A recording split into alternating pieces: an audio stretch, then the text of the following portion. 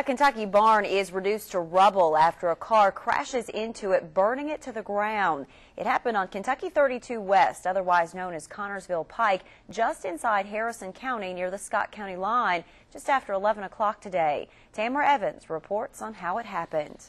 21-year-old Adam Smith told neighbors he was driving here in Harrison County when someone ran him off the road. He says he ended up in the barn, which then caught fire. The barn owner says he's just thankful that nobody was hurt. Looking at these photos, it's amazing to think someone escaped what became a fire that destroyed this barn. On my arrival, we found a barn fully involved.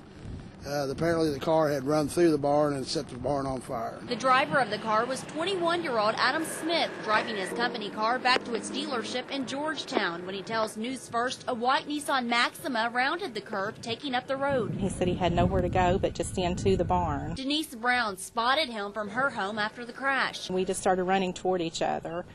And he said, I asked him if everything was okay, and he said, no, ma'am, I'm not. He was very shaken up, yes, and scared. Smith says he kicked out a back door to get out, but inside was a horse that had been hit. He was a registered quarter horse stallion. Wentz Lee, who owns the barn and horses, says they had to put him down. His barn and hay inside quickly catching fire from the crash, but all just thankful it wasn't worse. I'm just thankful that the young man got out, then he got out of the car, and didn't get badly hurt, That was my main concern, we can replace the barn, those things is not important, The owner of the barn says he does plan to rebuild, although this time he plans to put the barn a little further from the road. In Harrison County, Tamara Evans, WKYT 27 News First.